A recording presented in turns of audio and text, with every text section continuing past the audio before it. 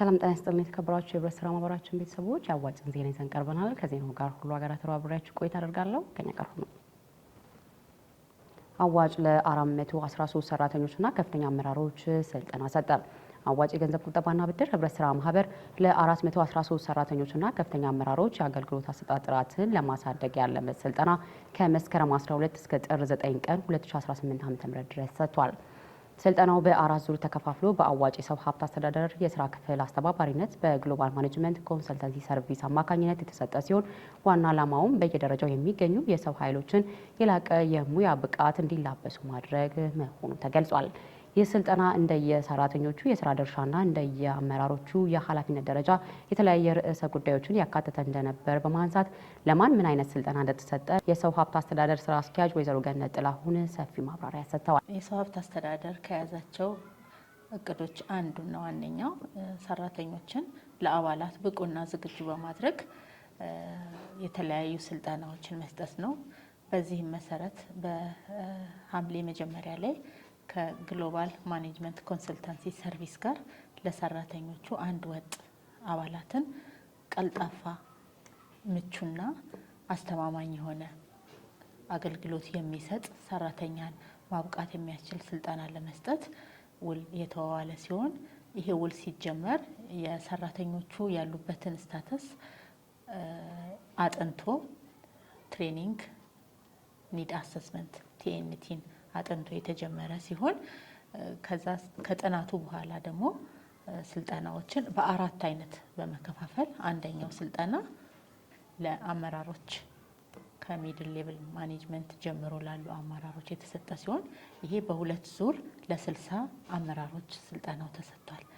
በመቀጠል ደግሞ በ8 ዙር ለጠቅላላው ሰራተኛ ጠቅላላ ሰራተኛ ብለን የምንላቸው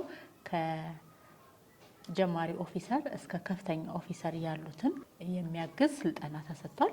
በሶስተኛ ደረጃ ደግሞ የተሰጠው ስልጠና ጀነራል ሰርቪስ ላይ የሚሰሩ እና ለአባላት አገልግሎት ከፍተኛ ድጋፍ የሚያደርጉ ሰራተኞች ያሉበትን ፓርቲ የያዘ ሲሆን በመጨረሻ ደግሞ ለ21 ከፍተኛ አመራሮች ኤክዚኪዩቲቭ ማኔጅመንት ላይ ያሉ እና ከዛ የቦርድ ሜምበሮች የያዘ ስልጠና ተሰጥቷል። በአጠቃላይ ከመስከረም 22 እስከ ጥር 9 ድረስ እነዚህ ስልጠናዎች ሲሰጡ ቆይተዋል። ወይዘሮ ገነት አክለውም አዋጭን ስልጠና በመስጠቱ የህብረት ስራ ማህበሩ አመራሮችም ሆኑ ሰራተኞች አባላትን ከማገልገል ባለፈ የሚያስፈልጋቸውን ቀድሞ በመለየት ማቅረብ እንዲችሉ ለማብቃት ያለመ መሆኑን ተናግረዋል።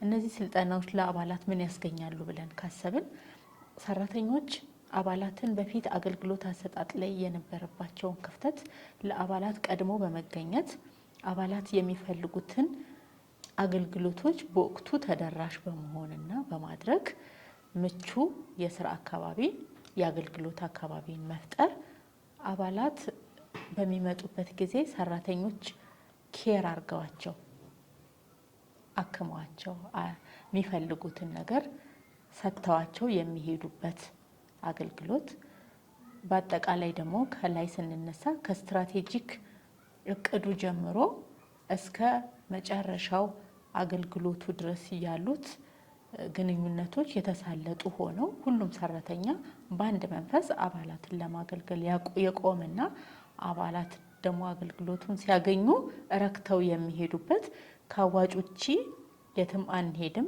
ተመልሰን እንመጣለን የሚሉበትን ቤት መመስረት ነው። ስለዚህ ይሄንን አገልግሎት ለማግኘት የሚመጣ ማንኛውም አባል ከመጣ አይመለስም። ሲመጣም ብቻውን አይመጣም። ሌላ አባል ይዞ ሌላ ተገልጋይ ይዞ ነው የሚመጣው።